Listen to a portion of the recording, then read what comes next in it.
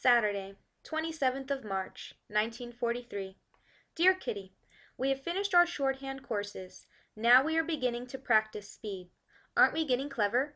I must tell you more about my time-killing subjects. I call them such because we have got nothing else to do but make the days go by as quickly as possible, so that the end of our time here comes more quickly.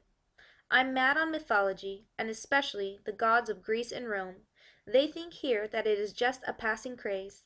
They've never heard of an adolescent kid of my age being interested in mythology. Well, then I shall be the first. Mr. Van Daan has a cold, or rather, he has a little tickle in his throat. He makes a tremendous fuss about it, gargling with chamomile tea, painting his throat with tincture and myrrh, rubbing eucalyptus all over his chest, nose, teeth, and tongue, and then getting into an evil mood on top of it all. Rauter, one of the German big shots, has made a speech. All Jews must be out of the German-occupied countries before July 1st. Between April 1st and May 1st, the province of Utrecht must be cleaned out, as if the Jews were cockroaches. Between May 1st and June 1st, the provinces of North and South Holland. These wretched people are sent to filthy slaughterhouses, like a herd of sick, neglected cattle. But I won't talk about it. I only get nightmares from such thoughts. One good little piece of news is that the German Department of Labor Exchange has been set on fire by saboteurs. A few days later, the registrar's office went the same way. Men in German police uniforms gagged the guards and managed to destroy important papers. Yours, Anne. Thursday, 1st of April, 1943. Dear Kitty, I'm really not April fooling. See the date? But the opposite. Today I can easily quote the saying, misfortunes never come singly. To begin with, Mr. Kufus, the one who always cheers us up, has had hemorrhage of the stomach and has got to stay in bed for at least 3 weeks. Secondly, Eli has flu. Thirdly, Mr. Vossen is going to the hospital next week. He has probably got an abdominal ulcer. And fourthly, some important business conferences, the main points of which Daddy had discussed in detail with Mr. Kufus, were due to be held, but now there isn't time to explain everything thoroughly to Mr. Crawler. The gentlemen who had been expected duly arrived. Even before they came, Daddy was trembling with anxiety as to how the talks would go. If only I could be there! If only I was downstairs! He cried. Why don't you go and lie with one ear pressed against the floor? Then you'll be able to hear everything. Daddy's face cleared, and at 10:30 yesterday morning, Margot and Pim, 2 ears are better than 1, took up their positions on the floor. The talks were not finished in the morning, but by the afternoon Daddy was not in a fit state to continue the listening campaign. He was half paralyzed from remaining in so unusual and uncomfortable a position. I took his place at 2:30, as soon as we heard voices in the passage. Margot kept me company. The talk at times was so long-winded and boring that quite suddenly I fell asleep on the cold, hard linoleum floor. Margot did not dare to touch me for fear they might hear us, and talking was out of the question. I slept for a good half-hour, and then woke up with a shock, having forgotten every word of the important discussion. Luckily, Margot had paid more attention. Yours, Anne. Friday, 2nd of April, 1943. Dear Kitty, oh dear, I've got another terrible black mark against my name. I was lying in bed yesterday evening, waiting for Daddy to come and say my prayers with me, and wish me good night, when Mummy came into my room, sat on my bed, and asked very nicely, Anne, Daddy can't come yet. Shall I say your prayers with you tonight? No, Mummy, I answered. Mummy got up, paused by my bed for a moment, and walked slowly towards the door. Suddenly she turned around, and with a distorted look on her face said, I don't want to be cross. Love cannot be forced. There were tears in her eyes as she left the room. I lay still in bed, feeling at once that I had been horrible to push her away so rudely, but I knew too that I couldn't have answered differently. It simply wouldn't work. I felt sorry for Mummy, very, very sorry, because I had seen, for the first time in my life, that she minds my coldness. I saw the look of sorrow on her face when she spoke of love not being forced. It is hard to speak the truth, and yet it is the truth. She herself has pushed me away. Her tactless remarks and her crude jokes, which I don't find funny at all, have now made me insensitive to any love from her side. Just as I shrink at her hard words, so did her heart when she realized that the love between us was gone. She cried half the night and hardly slept at all. Daddy doesn't look at me, and if he does for a second, then I read in his eyes the words, "How can you be so unkind? How can you bring yourself to cause your mother such sorrow?" They expect me to apologize, but this is something I can't apologize for, because I spoke the truth, and Mummy will have to know it sooner or later. I seem, and indeed am, indifferent, both to Mummy's tears and Daddy's looks, because for the first time they are both aware of something which I have always felt.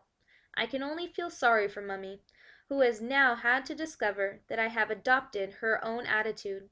For myself, I remain silent and aloof, and I shall not shrink from the truth any longer, because the longer it is put off, the more difficult it will be for them when they do hear it.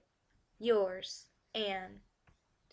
Tuesday, 27th of April, 1943. Dear Kitty, such quarrels that the whole house thunders. Mummy and I, the Van Dans and Daddy, Mummy and Mrs. Van Dan, everyone is angry with everyone else. Nice atmosphere, isn't it? Anne's usual list of failings has been brought out again and fully ventilated. Mr. Vossen is already in the Biggenstein's hospital. Mr. Couhuis is up again, the hemorrhage having stopped sooner than usual. He told us that the registrar's office received additional damage from the fire service, who, instead of just quenching the flames, soaked the whole place with water. I'm glad. The Carlton Hotel is smashed to bits. 2 British planes loaded with incendiary bombs fell on top of the Offiziersheim. The whole Vichelstraat single corner is burned down. The air raids on German towns are growing in strength every day. We don't have a single quiet night. I've got dark rings under my eyes from lack of sleep. Our food is miserable. Dry bread and coffee substitute for breakfast. Dinner, spinach or lettuce for a fortnight on end. Potatoes 20 centimeters long and tasting sweet and rotten. Whoever wants to follow a slimming course should stay in the secret annex. They complain bitterly upstairs, but we don't regard it as such a tragedy. All the men who fought in 1940 or were mobilized have been called up to work for the Führer as prisoners of war. Suppose they're doing that as a precaution against invasion. Yours, Anne. Saturday, 1st of May, 1943. Dear Kitty, if I just think of how we live here, I usually come to the conclusion that it is a paradise compared with how other Jews who are not in hiding must be living. Even so, later on, when everything is normal again, I shall be amazed to think that we, who were so spick and span at home, should have sunk to such a low level. By this I mean that our manners have declined. For instance, ever since we have been here, we have had one oilcloth on our table, which, owing to so much use, is not one of the cleanest. Admittedly, I often try to clean it with a dirty dishcloth, which is more hole than cloth. The table doesn't do us much credit either, in spite of hard scrubbing. The Van Dans have been sleeping on the same flattened sheet the whole winter. One can't wash it here because the soap powder we get on ration isn't sufficient, and besides, it's not good enough. Daddy goes about in the frayed trousers, and his tie is beginning to show signs of wear too. Mummy's corsets have split today and are too old to be repaired, while Margot goes about in a brassiere 2 sizes too small for her. Mummy and Margot have managed the whole winter with 3 vests between them, and mine are so small that they don't even reach my tummy. Certainly, these are all things which can be overcome. Still, I sometimes realize with a shock, how are we, now going about in worn-out things, from my pants down to Daddy's shaving brush, ever going to get back to our pre-war standards? They were banging away so much last night that 4 times I gathered all my belongings together. Today I have packed a suitcase with the most necessary things for an escape. But Mummy quite rightly says, "Where will you escape to? The whole of Holland is being punished for the strikes which have been going on in many parts of the country. Therefore, A state of siege has been declared, and everyone gets one butter coupon less. What naughty little children! Yours, Anne. Tuesday, 18th of May, 1943. Dear Kitty, I witnessed a terrific air battle between German and British planes. Unfortunately, a couple of the Allies had to jump from burning machines. Our milkman, who lives in Halfweg, saw 4 Canadians sitting by the roadside. One of them spoke fluent Dutch. He asked the milkman to give him a light for a cigarette, and told him that the crew had consisted of 6 men. The pilot was burned to death, and their 5th man had hidden himself somewhere. The German police came and fetched the 4 perfectly fit men. I wonder how they managed to have such clear brains after that terrifying parachute trip. Although it is fairly warm, we have to light our fires every other day in order to burn vegetable peelings and refuse. We can't put anything in the garbage pails, because we must always think of the warehouse boy. How easily one could be betrayed by being a little careless. All students who wish either to get their degrees this year or continue their studies are compelled to sign they are in sympathy with the Germans and approve of the new order. 80% have refused to go against their conscience. Naturally, they had to bear the consequence. All the students who do not sign have to go to a labor camp in Germany. What will be left of the youth of the country if they all have to go to do hard labor in Germany? Mummy shut the window last night because of all the banging. I was in Pim's bed. Suddenly, Mrs. Van Daan jumped out of bed above us, just as if Moshi had bitten her. A loud clap followed immediately. It sounded just as if an incendiary bomb had fallen beside my bed. I shrieked out, "Light! Light!"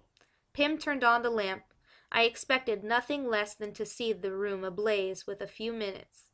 Nothing happened. We all hurried upstairs to see what was going on. Mr. and Mrs. Van Daan had seen a red glow through the open window. He thought that there was a fire in the neighborhood, and she thought that our house had caught fire. When the clap came, Mrs. Van Daan was already on her feet with her knees knocking. But nothing more happened, and we all crept back into our beds. Before a quarter of an hour had passed, the shooting started up again. Mrs. Van Daan sat bolt right up at once, and then went downstairs to Mr. Dussel's room, seeking there the rest which she could not find with her spouse. Dussel received her with the words, "Come into my bed, my child," which sent us off into uncontrollable laughter. The gunfire troubled us no longer. Our fear was banished. Yours, Anne. Sunday, 13th of June, 1943. Dear Kitty, my birthday poem from Daddy is too good to keep from you. As Pim usually writes verse in German, Margot volunteered to translate it. Judge for yourself whether Margot didn't do it brilliantly. After the usual summary of the events of the year, this is how it ran. Though youngest here, you are no longer small, but life is very hard, since one and all aspire to be your teacher, thus and thus. We have experience, take a tip from us. We know because we did it long ago. Elders are always better, you must know. At least that's been the rule since life began. Our personal faults are much too small to scan. This makes it easier to criticize the faults of other which seem double size. Please bear with us, your parents, for we try to judge you fairly and with sympathy. Correction sometimes takes against your will, though it's like swallowing a bitter pill, which must be done if we're to keep the peace, while time goes by, till all this suffering cease. You read and study nearly all the day, who might have lived in such a different way. You're never bored and bring us all fresh air. Your only moan is this, what can I wear? I have no knickers, all my clothes are small. My vest might be a loincloth, that is all. To put on shoes would mean to cut off toes. Oh dear, I'm worried by so many woes. There was also a bit about food that Margot could not translate into rhyme, so I shall leave it out. Don't you think my birthday poem is good? I have been thoroughly spoiled in other ways and received a lot of lovely things. Among other things, a fat book on my pet subject, the mythology of Greece and Rome. I can't complain of shortage of sweets either. Everyone has broken into their last reserves. As the Benjamin of the family in hiding, I am really more honored than I deserve. Yours, Anne.